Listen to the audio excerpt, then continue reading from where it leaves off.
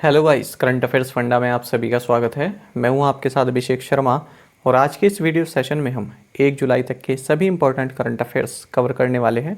हमेशा की तरह आप इस वीडियो को अंत तक जरूर देखिएगा, आज भी आपको काफ़ी कुछ जानने के लिए मिलेगा। साथ ही गाइस, इस सेशन को शुरू करने से पहले आप सभी को बताना चाहूँगा, यदि आप हमारे daily current affairs PDF, weekly PDF और मंथली PDF चाहते हैं तो इस वीडियो के फर्स्ट कमेंट में या फिर डिस्क्रिप्शन में दिए गए लिंक पर क्लिक करके पा सकते हैं। साथ ही आप गूगल प्ले स्टोर से करंट अफेयर्स फंडा ऐप को भी इंस्टॉल कर सकते हैं, क्योंकि जो भी हमारा PDF मटेरियल है जिसमें आपको करंट अफेयर्स के साथ साथ स्ट्रेटेजी के भी प्रोवाइड कराते हैं, ये सभी मटेरियल आपको हमारी करंट अफेयर्स फंडा ऐप पर ही उपलब्ध हो पाएगा। हमारे PDF कोर्स संबंधित यदि आपका कोई भी डाउट है, कुछ भी आप पूछना चाहते हैं तो कमेंट बॉक्स में ज़रूर लिखिएगा। तो चलिए फिर करते हैं शुरुआत इस वीडियो सेशन की। Which state has rolled out MEDI-SEP scheme for state government employees. पूछ रहे हैं कि किस राज्य ने सरकारी कर्मचारियों के लिए MEDI-SEP योजना की शुरुआत की है।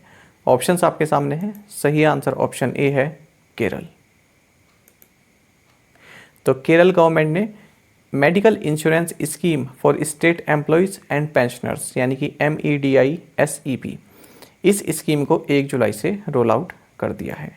आपको जानना चाहिए कि इस स्कीम के तहत जो भी स्टेट एम्प्लॉयज़ हैं उनको 3 लाख पर ईयर रुपीज़ का कैशलेस मेडिकल असिस्टेंस प्रोवाइड कराया जाएगा और इसके लिए एनुअल प्रीमियम रहेगा 4800 प्लस 18% GST और पॉलिसी पीरियड है 2022 से 24। केरल के बारे में आप सभी जानते ही हैं कि गवर्नर आरिफ मोहम्मद खान है, कैपिटल तिरुवनंतपुरम है और चीफ मिनिस्टर पिनरई विजयन है। हाल ही हमने केरल से संबंधित कुछ महत्वपूर्ण करंट अफेयर्स पढ़े हैं, उनको जल्दी से रिवाइज कर लेते हैं। केरल ने अपना 7वां संतोष ट्रॉफी टाइटल जीता है और केरल में ही ये होस्ट भी किया गया है इवेंट संतोष ट्रॉफी, तो इसने फाइनल में बंगाल को हराया है। आपको जानना चाहिए कि केरल सरकार ने कॉस्मोस मैलाबैरिकस प्रोजेक्ट के लिए नीदरलैंड्स के साथ MOU साइन किया है। साथ ही आपको जानना चाहिए कि केरल गवर्नमेंट ने जो लाइफस्टाइल डिजीज़ हैं उनको डायग्नोस करने के लिए, उनको कंट्रोल करने के लिए शैली ऐप लॉन्च की। और साथ ही आपको ये भी जानना चाहिए कि केरल इंडिया का first state on OTT platform launch करने वाला है जिसका नाम है सी स्पेस। इसको 1 नवंबर को लॉन्च किया जाएगा। तो एक सभी करंट अफेयर्स हमने MCQ फॉर्मेट में भी पढ़े हुए हैं, आपके रिवीजन पर्पज़ के लिए यहाँ पर बताए गए हैं। National doctors day is celebrated on which day. राष्ट्रीय चिकित्सक दिवस किस दिन मनाया जाता है। ऑप्शंस आपके सामने हैं। सही आंसर ऑप्शन ए रहेगा, 1 जुलाई। तो देखिए, 1 जुलाई को नेशनल डॉक्टर्स डे सेलिब्रेट किया जाता है और ये 1991 से ही सेलिब्रेट किया जा रहा है 1 जुलाई को। 1 ही जुलाई को ही क्यों? क्योंकि 1 जुलाई 1882 ये 1882 को जो भारत के काफ़ी जाने माने फिजिशियन रहे हैं, साथ ही वेस्ट बंगाल के सेकंड चीफ मिनिस्टर रहे हैं डॉक्टर बिधान चंद्र रॉय, इनका जन्म हुआ था। तो इन्हीं के सम्मान में, इन्हीं की मेमोरी में ये नेशनल डॉक्टर्स डे हम मनाते हैं। और आपको जानना चाहिए कि जो डॉक्टर बिधान चंद्र रॉय हैं इनको साल 1961 में 1961 में भारत रत्न भी दिया गया था। अच्छा, और इनका जो निधन है वो भी 1 ही जुलाई को हुआ था। जन्म भी 1 जुलाई को हुआ था और निधन भी इनका 1 जुलाई को हुआ था 1962 में। बाकी आपको जानना चाहिए इस बार 2022 में नेशनल डॉक्टर्स डे का थीम है family doctors on the front line. 1 जुलाई को ही नेशनल पोस्टल वर्कर डे भी मनाया जाता है, साथ ही चार्टर्ड अकाउंटेंट्स डे भी 1 जुलाई को ही मनाया जाता है। Which state has launched the Kashi यात्रा project which offers financial assistance of ₹5,000 to each of up to 30,000 pilgrims traveling to the Kashi Vishwanath temple in Uttar Pradesh Varanasi. पूछ रहे हैं कि किस राज्य ने काशी यात्रा परियोजना शुरू की है जो उत्तर प्रदेश के वाराणसी में स्थित काशी विश्वनाथ मंदिर की यात्रा करने वाले 30,000 तीर्थयात्रियों में से प्रत्येक को 5,000 रुपये की वित्तीय सहायता प्रदान करती है। ऑप्शंस आपके सामने हैं। सही आंसर ऑप्शन बी है, कर्नाटक। तो कर्नाटक गवर्नमेंट ने काशी यात्रा प्रोजेक्ट लॉन्च किया है। तो इसके तहत जो उत्तर प्रदेश के वाराणसी शहर में काशी विश्वनाथ टेम्पल है, तो यहाँ पर कर्नाटक राज्य से जो 30,000 पिलग्रिम्स जाएंगे, जो तीर्थ यात्री जाएंगे, उन प्रत्येक को 5,000 रुपये की सहायता प्रोवाइड कराई जाएगी। बाकी आपको जानना चाहिए कर्नाटक के बारे में, गवर्नर थावरचंद गहलोत हैं, कैपिटल बेंगलुरु है और चीफ मिनिस्टर बसवराज बोम्मई हैं। कर्नाटक से संबंधित करंट अफेयर्स देख लेते हैं। पहला तो ये कि यहाँ के चीफ मिनिस्टर ने नंदिनी क्षीरा समृद्धि सहकारा बैंक इसको सेटअप किया है मिल्क प्रोड्यूसर्स की हेल्प के लिए। दूसरा ये कि IISc बेंगलुरु कर्नाटक में artificial intelligence and robotics technology park यानी कि आर्ट पार्क ये भी हाल ही में सेटअप किया गया। साथ ही आपको ये भी जानना चाहिए कि फिजिकल ईयर 2021-22 में सबसे ज़्यादा FDI जिस राज्य को प्राप्त हुई है वो भी कर्नाटक ही है। तो इस तरह से क्वेश्चन पूछ लिया जाता है। दूसरे नंबर पर महाराष्ट्र है, फिर दिल्ली है। और साथ ही आपको जानना चाहिए कि कर्नाटक सरकार ने अपने ब्रेन हेल्थ इनिशिएटिव के लिए रोबिन उथप्पा को ब्रांड एम्बेसडर बनाया है। तो ये करंट अफेयर्स हम MCQ फॉर्मेट में भी देख चुके हैं। Which city has topped the list of the most expensive cities for international employees released by American asset management firm Mercer in its 2022 Cost of Living Global Report? अमेरिकी परिसंपत्ति प्रबंधन firm Mercer द्वारा अपनी 2022 कॉस्ट ऑफ लिविंग वैश्विक report में जारी अंतर्राष्ट्रीय कर्मचारियों के लिए सबसे महंगे शहरों की सूची में कौन सा शहर सबसे ऊपर है? ऑप्शंस आपके सामने हैं। सही आंसर ऑप्शन डी रहेगा, हांगकांग। तो एक टॉप 5 सिटीज़ आप देख सकते हैं, डिक्रीजिंग ऑर्डर में है, यानी कि मोस्ट एक्सपेंसिव सिटी जो है इंटरनेशनल एम्प्लॉयज़ के लिए वो हांगकांग है, फिर ज्यूरिक है, फिर जेनेवा, बेसल, बर्न। ये 2 से 5 तक तो स्विट्ज़रलैंड की ही सिटीज़ हैं। तो देखिए शुरू से देखेंगे तो 2022 cost of living global report इसको जारी किया गया है, एक अमेरिकन एसेट मैनेजमेंट फर्म है मर्सर के द्वारा। तो इसमें बताया गया है कि इंटरनेशनल एम्प्लॉयज़ के लिए सबसे महंगा शहर कौन सा है। तो इसमें सबसे पहली पोजीशन पर हांगकांग है। और सबसे कम महंगा शहर कौन सा है? सबसे लास्ट पोजीशन पर कौन है? यह है अंकारा। अंकारा कहाँ पर है? तुर्की है। तुर्की का अपने नाम क्या है? तुर्की है। इसकी 227वीं रैंक है। बाकी आपको ये जानना चाहिए कि पहले नंबर पर हांगकांग है, उसके बाद 5वें नंबर तक फिर स्विट्ज़रलैंड की जो ये सिटीज़ हैं Zurich, Geneva, Basel and Bern है। 6th पोजीशन पर इसराइल की सिटी तल अवीव है। अच्छा, अब बात करते हैं भारत की। तो भारत की मुंबई सिटी 127वें नंबर पर है और ये भारत में मोस्ट एक्सपेंसिव सिटी है इंटरनेशनल एम्प्लॉयज़ के लिए। उसके बाद न्यू दिल्ली है जो कि अगर हम ग्लोबली बात करें तो 155वें नंबर पर है। फिर चेन्नई 177वें, बेंगलुरु है 178वें, फिर ऐसे ही हैदराबाद भी है 192वें नंबर पर। अगर हम भारत में बात करें कि सबसे चीपेस्ट सिटी कौन सी है या फिर आप कहीं लीस्ट एक्सपेंसिव सिटी कौन सी है, तो ये है पुणे और कोलकाता। कोलकाता 203वीं रैंक पर है, यानी कि यह है सबसे लीस्ट एक्सपेंसिव सिटी भारत में। Which person is not among the recipients of the Kempegowda international award? निम्नलिखित में से कौन कैंपेगौड़ा अंतर्राष्ट्रीय पुरस्कार प्राप्त करने वालों में से एक नहीं है? ऑप्शंस आपके सामने हैं। सही आंसर ऑप्शन बी रहेगा, पुलेला गोपीचंद। देखिए, कैंपेगौड़ा इंटरनेशनल अवार्ड इसी साल से जो है दिया जा रहा है। इसी साल की शुरुआत में इसका गठन किया गया था। अब ये किन लोगों को दिया गया है? एक तो फॉर्मर कर्नाटक के chief minister SM Krishna, Infosys founder and IT industry veteran NR Narayana Murthy, former badminton player Prakash Padukone. तो इन तीनों को ही कैंपेगौड़ा इंटरनेशनल अवार्ड दिया जा रहा है। आपको जानना चाहिए कि जो कर्नाटक के चीफ मिनिस्टर हैं बसवराज बोम्मई, तो इन्होंने कैंपेगौड़ा जी की 573वीं बर्थ एनिवर्सरी पर ये अवार्ड जो है दिए हैं इन तीनों ही रेसिपिएंट्स को। आपको बता दें कैंपेगौड़ा ये विजयनगर अंपायर से संबंधित थे और बेंगलुरु सिटी के फाउंडर के रूप में इन्हें जाना जाता है, आर्किटेक्ट ऑफ बेंगलुरु सिटी। अच्छा, इस अवार्ड में 5 लाख रुपए का भी कैश प्राइज शामिल है।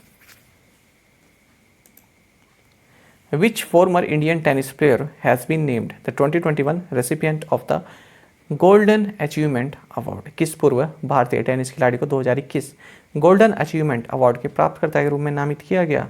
सही आंसर ऑप्शन बी है, विजय अमृतराज।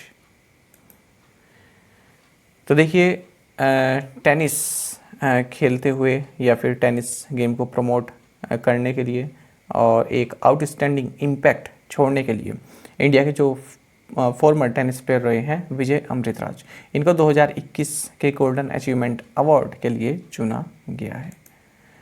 आपको बता दें ये गोल्डन अचीवमेंट अवार्ड हर साल international tennis hall of fame and international tennis federation द्वारा दिया जाता है।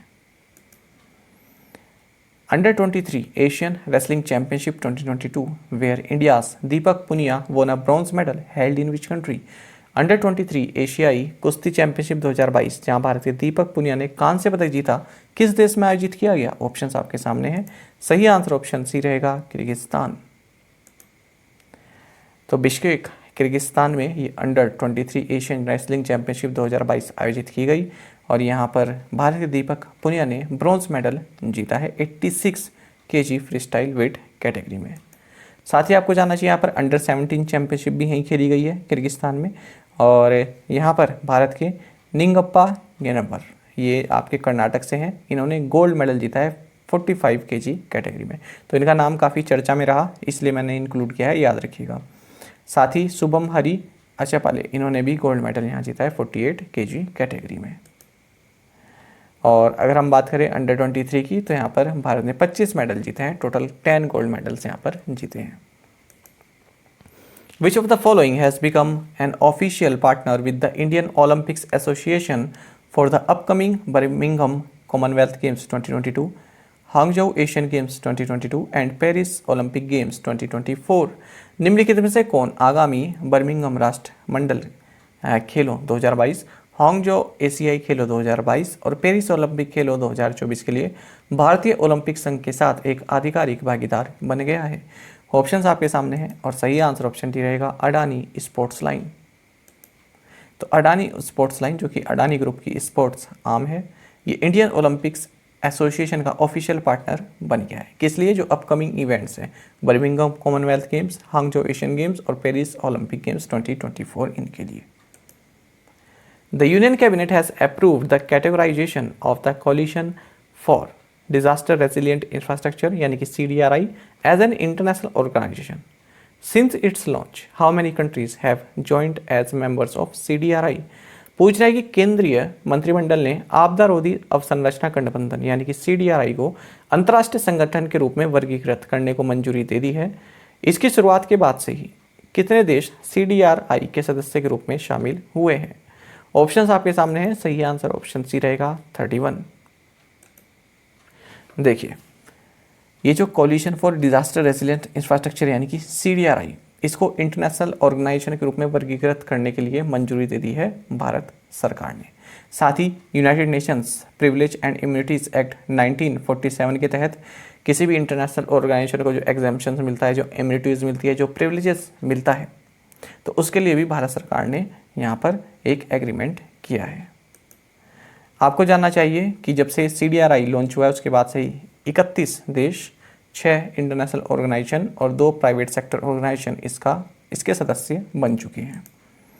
आपको जानना चाहिए कि 28 अगस्त 2019 को जो यूनियन कैबिनेट है, भारत का कैबिनेट जो है, इन्होंने CDRI को सेटअप करने की मंजूरी दी थी और इसका सेक्रेटेरिएट न्यू दिल्ली में है और 480 करोड़ रुपए की सहायता भारत ने इसके इस्टेब्लिशमेंट के लिए दी थी। आपको बता दें, सबसे पहले जो United Nations climate action summit जो कि 23 सितंबर 2019 को न्यूयॉर्क में हुआ था, यहाँ पर भारतीय प्राइम मिनिस्टर नरेंद्र मोदी द्वारा इसको लॉन्च किया गया था। यानी कि ये पहल भारत के द्वारा की गई है जो CDRI है और इसका सेक्रेटेरिएट न्यू दिल्ली में है। Who is the author of the book titled the life and times of George Fernandes? The life and times of George Fernandes नामक पुस्तक के लेखक कौन है? ऑप्शंस आपके सामने हैं, सही आंसर ऑप्शन डी रहेगा, राहुल रामागुंदम। तो राहुल रामागुंदम ये ऑथर हैं, इन्होंने जॉर्ज फर्नांडिस की बायोग्राफी लिखी है और इसका टाइटल है the life and times of George Fernandes. Penguin Random House India द्वारा पब्लिश की जाएगी।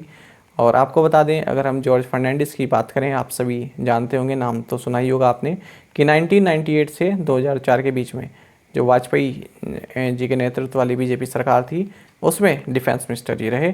साथ ही 2020 में मरणोपरांत इनको पद्म विभूषण से भी सम्मानित किया गया। Name the Indian women discus thrower who clinched the gold medal at the Kosanov memorial 2022 athletics meet in Kazakhstan. उस भारतीय महिला डिस्कस थ्रोअर का नाम बताइए जिसने कजाकिस्तान में क्यूसानोव मेमोरियल 2022 एथलेटिक्स मीट में स्वर्ण पदक जीता है। ऑप्शंस आपके सामने है, सही आंसर ऑप्शन बी है नवजीत ढिल्लोन।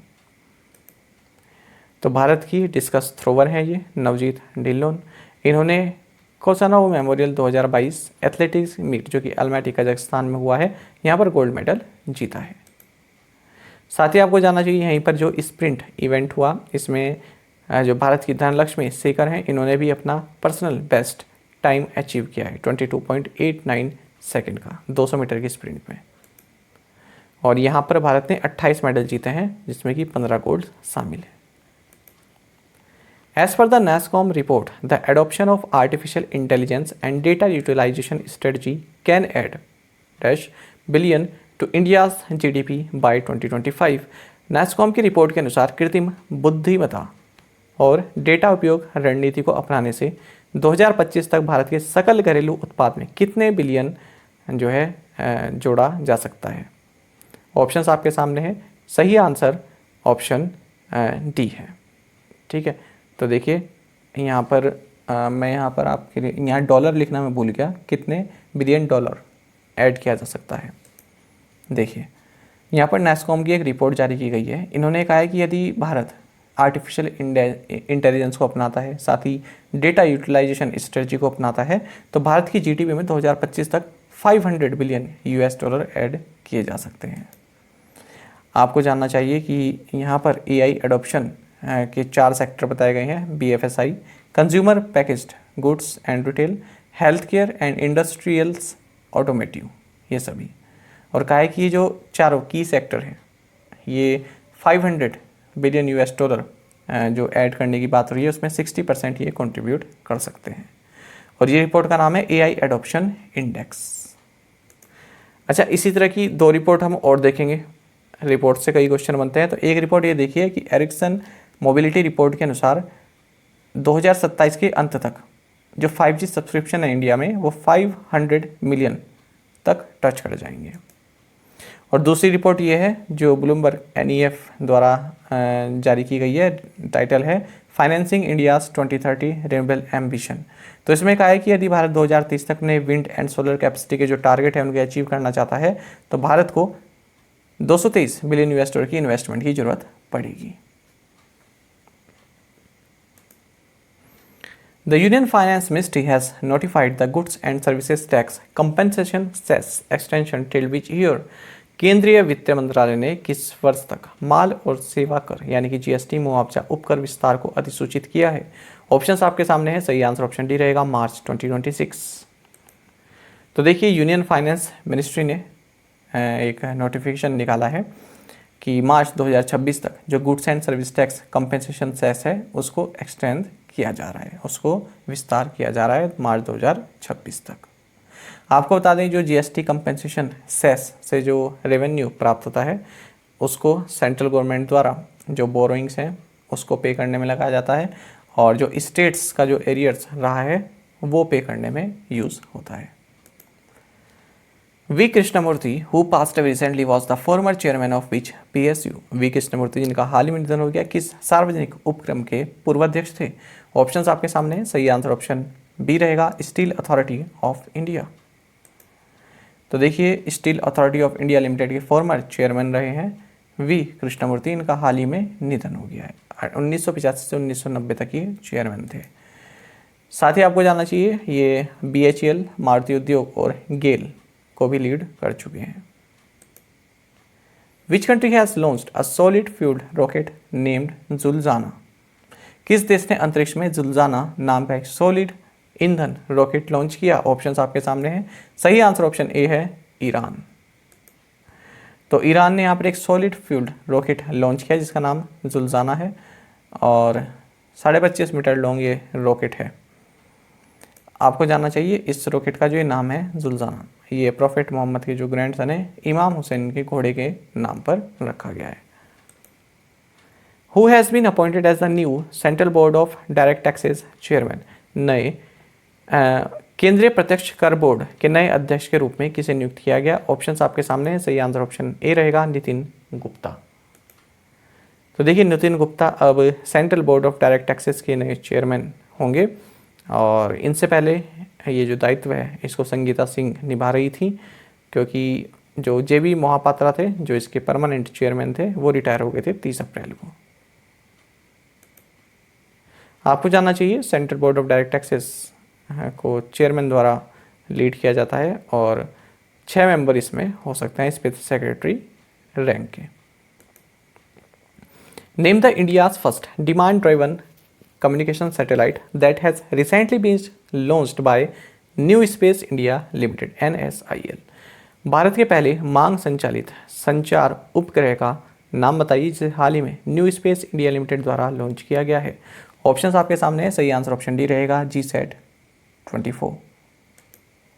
तो देखिए न्यू स्पेस इंडिया लिमिटेड ने हाल ही में GSAT-24 जो कि इंडिया का first demand driven communication satellite mission है, इसको लॉन्च किया है।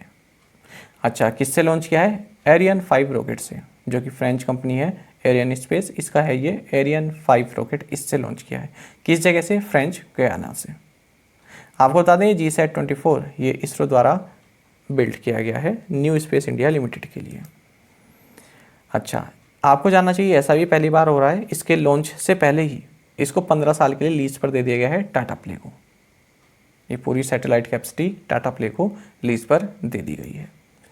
अच्छा, आपको भी जानना चाहिए GSAT-24 4180 किलोग्राम का इसका वेट है। मिशन लाइफ इसकी 15 साल की है, और 24 KU बैंड कम्युनिकेशन सैटेलाइट ये है, जो कि DTH कम्युनिकेशन का जो है विस्तार करेगी, जो भारत में मांग है इसकी उसको पूरा करेगी।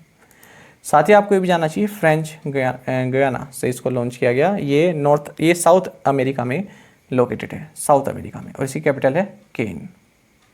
तो ये पूछ लिया जाता है फ्रेंच गयाना के बारे में कि किस कॉन्टिनेंट में है, तो ये साउथ अमेरिका में है।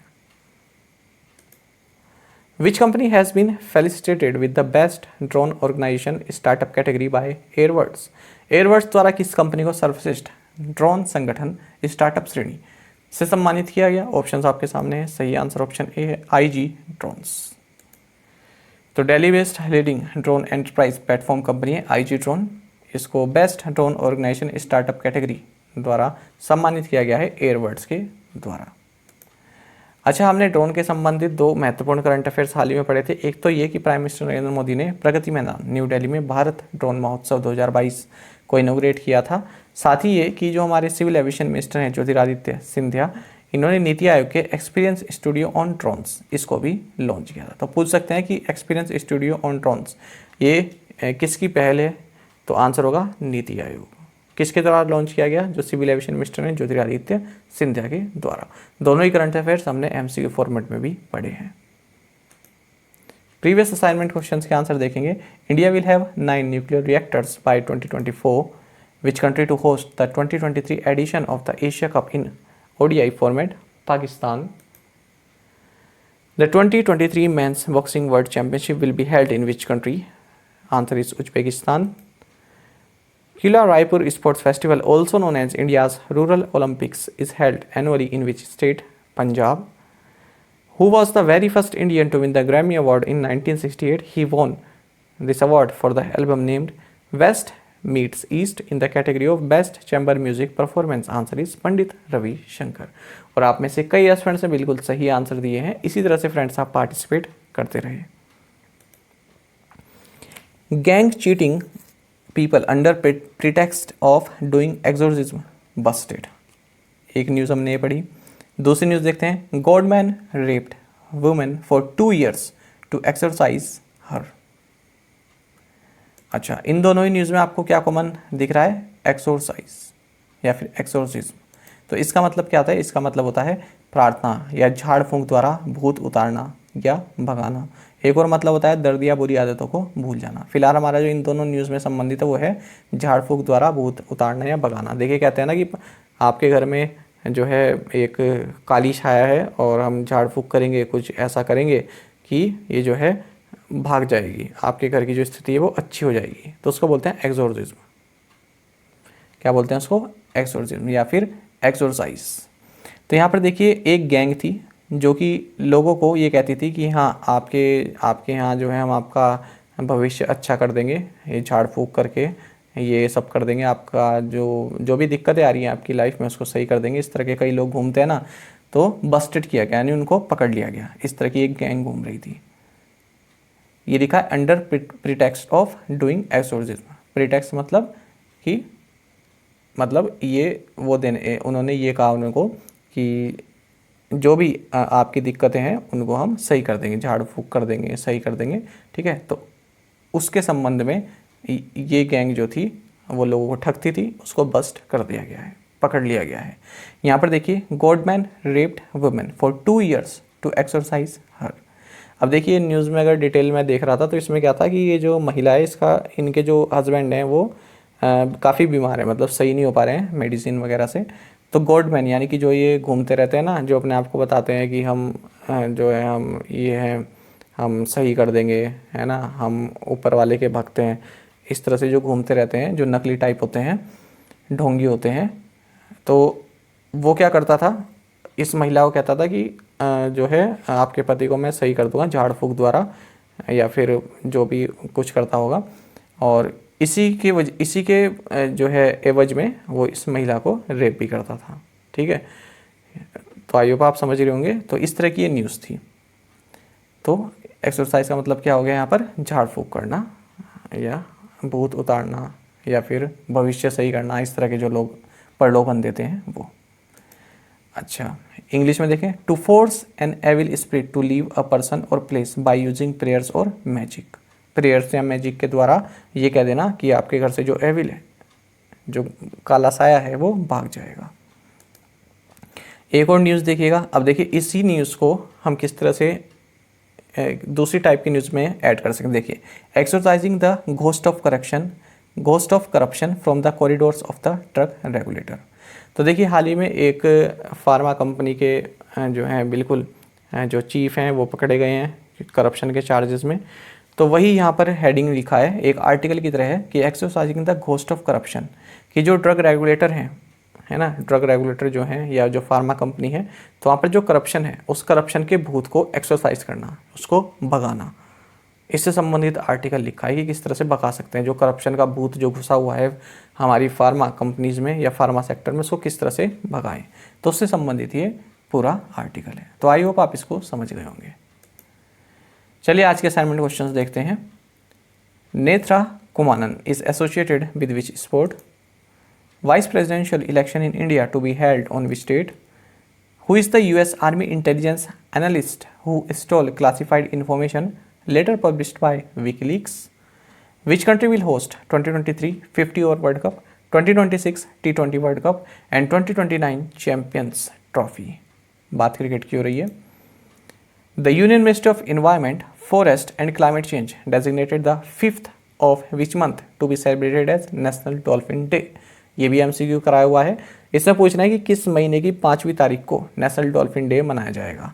तो पांचों क्वेश्चन के आंसर आप हमें कमेंट बॉक्स में जरूर दीजिएगा। यदि आपको एक क्वेश्चन का आंसर भी आता है तो भी आप हमें कमेंट बॉक्स में बता सकते हैं। साथ ही करंट अफेयर्स फंडा को आप टेलीग्राम पर भी ज्वाइन कर सकते हैं। यहाँ पर रेगुलर वीडियो अपडेट्स और करंट क्विज़ हम आप सभी के लिए डालते रहते हैं। साथ ही डिस्कशन ग्रुप में आप किसी भी क्वेश्चन का सोल्यूशन पा सकते हैं। दोस्तों, यहाँ पर हमारे करंट अफेयर्स की प्लेलिस्ट दी गई है, इसको आप जरूर देखें और अपने दोस्तों के साथ, फेलो एस्पिरेंट के साथ हमारे करंट अफेयर्स को शेयर जरूर करें। आज का ये सेशन आपको कैसा लगा कमेंट बॉक्स में जरूर बताइएगा। Thank you guys.